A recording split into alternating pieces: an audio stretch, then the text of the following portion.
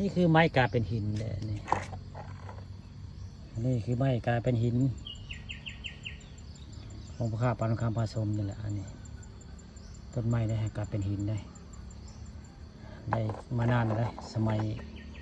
ทำที่ยังไม่ตายได้เพิ่นเห็นแล้วก็เป็นต้นอยู่ได้แต่ว่าบ่มีใบได้ต้นไม้บ่มีใบเพิ่นก้นหักลงเลยเก็บมาได้นี่เก็บมาเอาไว้มาบูชาเฮ็ดสารในเพิ่นได้สารไม้ตะเคียน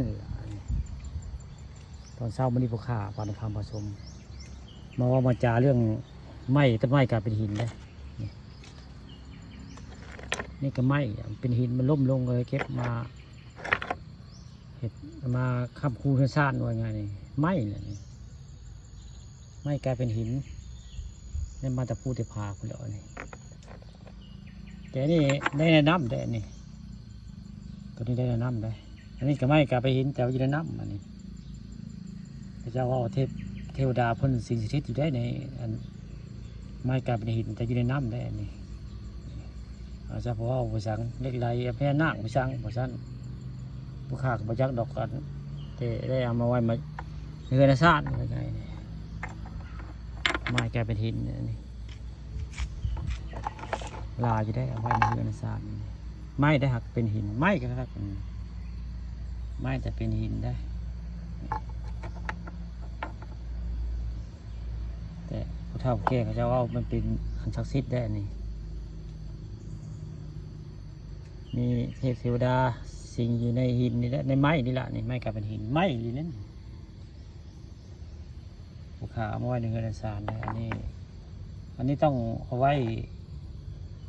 ตั้งศาลในเพื่อนได้อันนี้ไม้กลายเป็นหินนี่เนี่ยครับให้เป็นดีกับติดตัวไปกะแค่คาดปลอดภัยได้ข้าเจ้าว่าไม้กลายเป็นหินอันนี้บ้านผูกขามีได้นี่เป็นลำได้จะเป็นลำบ่มีง่าเลยไม้บ่มีง่าไว้ไม้บ่มีใบนี่มันหักลงมาแล้วพาเด็กเก็บมาไว้ไงลูกชายทำที่ได้พาไปเอาแต่ว่าทำที่เป็นผู้เห็นทำที่บ้านเป็นผู้เห็นได้เห็นไม้อันนี้ต้นไม้กลายเป็นหินอันนี้ผู้ฆ่าตอนเช้ามีเรื่องมาจาเรื่องต้นไม้กลายเป็นหินนะ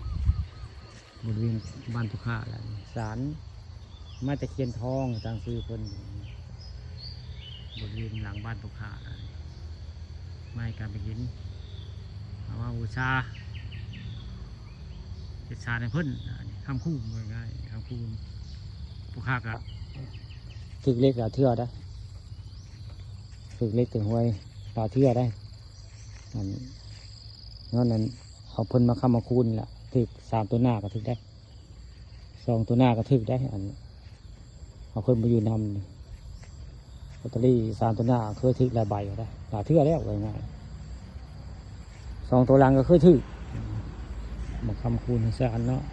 ให้โบเชื่อแล้วก็เลยไปไว้งานแต่พวกข้ามีความเชื่อถืออยู่แล้วเมื่อคืนนี่กับฝนต้องแห้งเนาะฝนต้องแห้งเมื่อคืนนี่ฝนต้องแห้งก็เลยต้นกล้วยก็เดินก้นแล้วเมื่อคืนมันเลยก็มากกูดได้กูดเพื่อนพวกข้าได้นี่มากูดนี่สรรพคุณเพิ่นแก้กินปากได้ให้มีกินปากกันนี่ละมังกรแหละนี่มังกรนี่ผ่าแล้วอมไว้เพื่อจะดีได้แล้วงอกกินปากได้แน่นอนได้มังกรนี่มังกรนี่ก้นได้เมื่อคืนก้น